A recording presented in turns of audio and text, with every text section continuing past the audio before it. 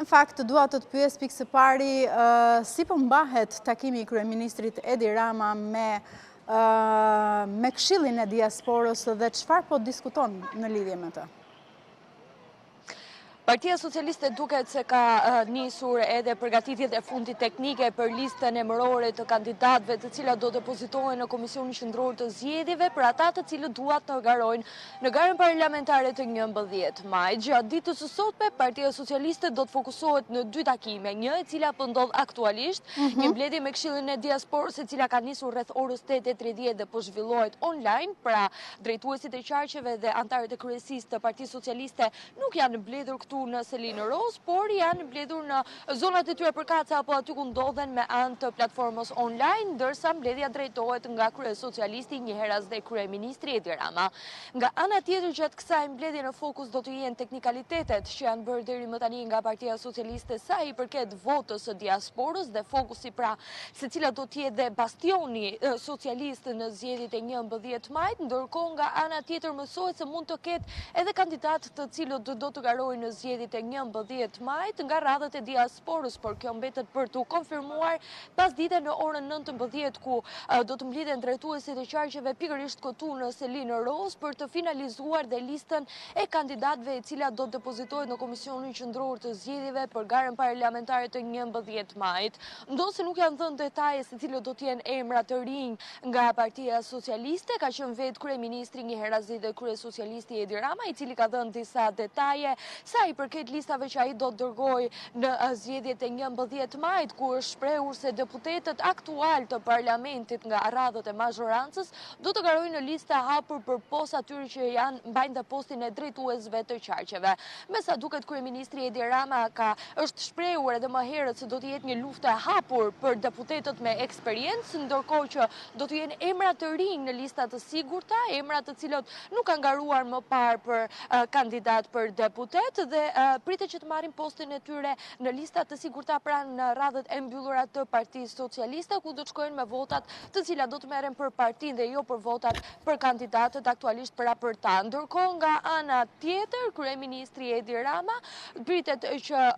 ndonse është shprehur se mund të garojë apo edhe mund të mos garojë si deputet për shkak të postit që ai mban, pritet për të, le të themi, për të shuar kjo kurreshtje nëse kryeministri do të ketë emrin e tij në listat e kandidatëve për zgjedhjet e 11 majit, apo nëse do të jenë qarqet që ai të cilat ka kandiduar dhe më herët, ku Durrësi dhe Vlora kanë qenë, le të themi, më të preferuarat e kryeministrit për të garuar në zgjedhjet e 11 majit, ndërkohë që pritet dhe lista e kandidatëve, pasi siç e thash dhe pak më parë Lili, Partia Socialiste është treguar tepër hermetike sa i përket emrave që do të nxjerrin në garë. Ajo çka është e sigurt është se do të jenë drejtuesit e qarqeve në listat e sigurta, ndërkohë që deputetët që mbajnë postin pra e ligjvënësit në parlament do të garojnë në listat të hapurta dhe pritet për të parë se cilat do të jenë emrat të rinj që do të nxjerrë Partia Socialiste. Ndonse ka dalë një listë paraprake, ajo mbetet për të parë nëse do të jetë lista që është për folur apo nëse do të ketë emra të tjerë të cilat kryesocialisti ka zgjedhur të fsheh apo mos t'i tregojë për mediat apo edhe për mbledhjet e tjera të cilat ai ka zhvilluar. Pra, është një dilemë se cilët do të jenë emrat e Partisë Socialiste që do të garojnë në zgjedhjet e 11 majit, ndërsa afati i fundit është 12 marsi deri në orën 12 të natës apo ashtu siç thuhet ndryshe mesnata. Pra, pritet minutat e fundit për të mësuar se me kë do të shkojë Partia Socialiste në garë, ndërkohë që vetë kryesocialisti njëherëzi dhe kryeministri Edi Rama është shprehur më herët se pretendon një mandat të 4 qeverisës, pra dhe është treguar tepër optimist për zgjedhjet e 11 majit. Lili? Ne në fakt do ta zbulojmë vetëm ditën e sotme, kemi kohë deri në orën 12 të mbrëmjes së ditës së sotme për të zbuluar se si do të jetë lista e deputetëve që do të marrin pjesë pikërisht në zgjedhjet e 11 majit, kush do të jetë në listat të sigurta dhe kush do të jetë në listat të hapura, jo vetëm për Partinë Socialiste, por po ashtu edhe për sa i përket kampit tjetër, pra opozitar. Nga ana tjetër, Mola, unë dua të pyes pak se në fakt kryeministri Edi Rama, ashtu sikurse edhe ti e the, ka deklaruar se ende nuk e ka vendosur nëse do të jetë apo jo në lista. Pastaj për të diskutuar do të jetë në lista të hapura apo të sigurta dhe në cilin qark do të garojë. Çfarë tregon kjo për kryeministrin Edi Rama në vija të përgjithshme? Në fakt, me sa duket Lili, për shkak të postit që ai mban kryeministri Edi Rama, e ka parë si të panevojshme që të kandidojë për zgjedhjet e 11 majit, për sa kohë që ka postin e kryeministrit, por kjo do të vlejë vetëm se sa ai merr mandatin e 4, pasi nëse Partia Socialiste nuk del fituese në zgjedhjet e 11 majit, i bie që kryeministrit mos jetë fare në parlament as si opozitar, por kjo do të mbetet për të parë në fakt në garën parlamentare të pranverës, nëse Partia Socialiste do të jetë fituese e mandatit të 4 qeverisës, apo nëse do të ketë një rotacion politik dhe do të kemi një rikthim para 2013-ës për Partinë Socialiste, pra një rikthim në opozit. Kjo në fakt sigurisht që mbetet për të parë në maj, por kryeministri me sa duket është treguar, le të themi, si ka cilësuar një garë të padrejtë nëse ai do të futet në listat shumë emërore të kandidatëve dhe nuk do t'ja lë vendin e tij kandidatëve të rinj. Pra me këtë, le të themi, mendësi ka shkuar dhe kryeministri kur ka bërë deklaratën e tij që ende nuk e ka vendosur nëse do të jetë pjesë e listave apo jo, pasi për kreun e qeverisë duket e padrejtë nëse emri i tij do të jetë në listat e kandidatëve apo nëse mund t'ja lëroj pra emrin e tij një kandidati të ri. Me sa duket sikur kryeministri kërkon që të jenë të rinjt ata që do të pushtojnë në një farë mënyre parlamentin e ri, apo nëse do të jetë prap emri i tij në listë. Kjo do të mbetet për të parë në rreth minutave të fundit të 12 marsit dhe në le të themi në publikimin e listave të Partisë Socialiste, pasi ende nuk e dim nëse kryeministri ka pasur një ndryshim qasje nga deklaratat e fundit që ka dhënë, apo nëse do të vijojë me të njëjtën mendësi dhe do të shkojë në zgjedhjet e 11 majit pa emrin e tij në listat e garuesve. E kuptoj. Teksa në fakt nuk e di Mola nëse deri në këto momente të paktën me atë se çfarë ka deklaruar kryeministri Edi Rama, ka të pak kënaqur në radhët e Partisë Socialiste, të paktën në radhët e atyre deputetëve të cilët në fakt kryeministri Edi Rama i shigjetoi, teksa tha të gjithë ata deputetë të cilët kanë të paktën një mandat nuk do të jenë në lista të sigurta. Ne kemi pasur një dorëheqje në fakt nga gara parlamentare 11 majit, ka qenë deputeti socialist Petro Koçi, ai i cili në një deklaratë me anë të rrjeteve të tij sociale ka bërë me dije se nuk do të garojë në zgjedhjet e 11 majit për faktin se ka cilësuar të padrejtë dhe e ka cilësuar në fakt si një postim që i është bërë nga ana e Partisë Socialiste, duke rikujtuar se ai ka qenë në zonën e Laprakës në Tiranë, ndërkohë që sipas tij janë bërë mbledhje të kryesisë së Partisë Socialiste apo mbledhje të degëve dhe ai nuk është njoftuar për to dhe ka cilësuar një garë të padrejtë që ai të dali në fushë betejë të hapur, të paktën siç është cilësuar më herët nga kryesocialisti Edi Rama për të garuar në zgjedhjet e 11 majit, ku ai më nuk është pjesë e, le të themi, strukturave të PS-s këtu në Tiranë. Dhe për këtë arsye ai është shprehur se nuk do të garojë, ndërkohë që pati edhe një thirrje në fakt e cila ishte edhe për e çuditshme, le të themi, nga një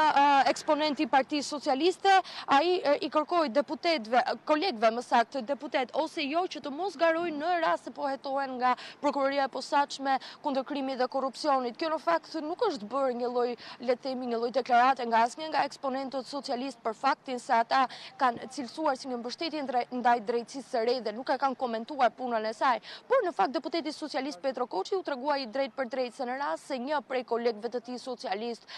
po hetohet nga SPAK, atëherë të mos garoj në rast se do të ketë probleme me hetime dhe le të themi në rast se do të ketë dhe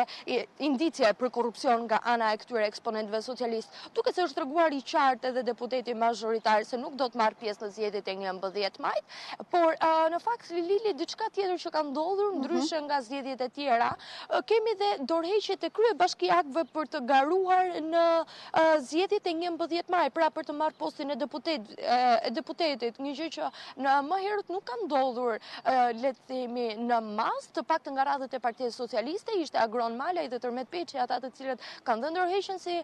kryetar i bashkisë dhe do të zgjedhin të garojnë, të paktën përflitet që do zgjedhin të garojnë në garën parlamentare të 11 majit, diçka që në fakt e cila është përfolur edhe në Partinë Socialiste, se do të jenë këta dy persona të cilët në fakt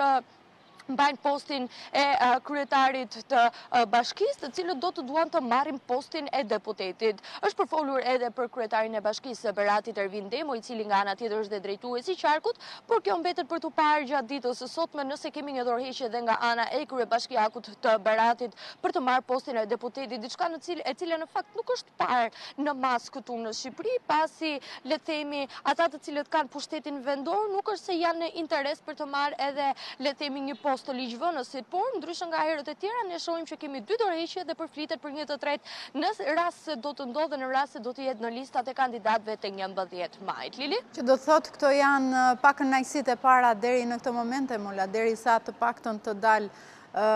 e gjithë lista e Partisë Socialiste. Po, është e vërtetë, në fakt, edhe pse duhet priten minutat e fundit, pasi ashtu siç e do sakoni, Partia Socialiste është treguar, le të themi, e vonuar në një farë mënyrë sa i përket publikimit të listave, ata gjithmonë kanë zgjedhur minutat e fundit para mesnatës për të bërë publike edhe emrat e kandidatëve që do të nxjerrin në garë, ndonse kryesia mbledhja e sotme e kryesisë pra në orën 19 do të vulos edhe ato lista të cilat do të dërgohen në Komisionin Qendror të Zgjedhjeve. Me sa duket në një farë mënyre, do të presin minutat e fundit për të publikuar ato ashtu siç në fakt i kanë treguar të gjitha partitë politike, duke pritur të gjitha, edhe opozita nga ana tjetër ka pritur minutat e fundit për të nxjerrë emrat e kandidatëve. Me sa duket është një manovër e partive politike për të mos, le të themi, për të mos vënë në punë ndoshta edhe ju gazetarët, Mola, që mos keni punë ditën e sotme, por atë punë që ju mund ta kryeni sot do ta kryeni shumë mirë edhe nesër, ku do të mbahet edhe seanca e fundit për këtë deri në zgjedhje, apo jo? Po, ne në fakt kemi punë gjatë gjithë kohës përpara zgjedhjeve, por është e vërtetë.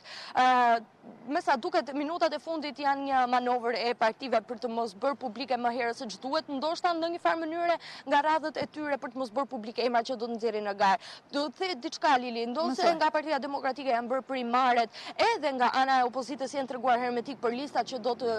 nxjerrin në zgjedhjet e 11 majit, ndërkohë që nga ana e Partisë Socialiste ka qenë edhe më e vështirë për shkak se janë një forcë mazhoritare dhe për këtë arsye emrat e ministrave sigurisht që pritet të jenë në garë, ndërkohë që edhe deputetët të cilët kanë një mandat, por ajo çfarë është më e çuditshme apo më le të themi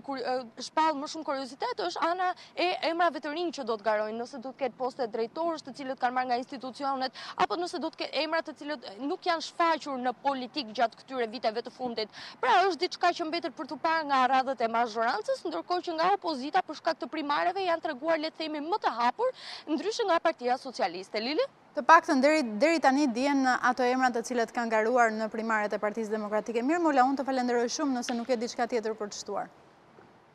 Faleminderit ju, Lili.